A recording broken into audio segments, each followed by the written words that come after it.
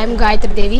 I am coming from Marilo district. நான் இப்போ தான் வந்து Veranda RACEல வந்து இந்த டிசம்பர் மந்த் தான் ஜாயின் பண்ணேன். கிளாஸஸில் ரொம்ப நல்லா போயிட்டுருக்கு.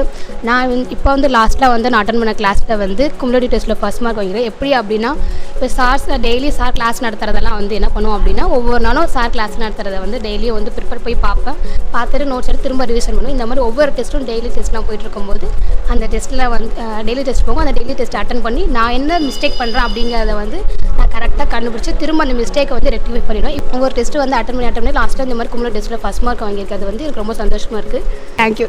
Veranda RACE Trichy, opposite to All India Radio, near Campaign School.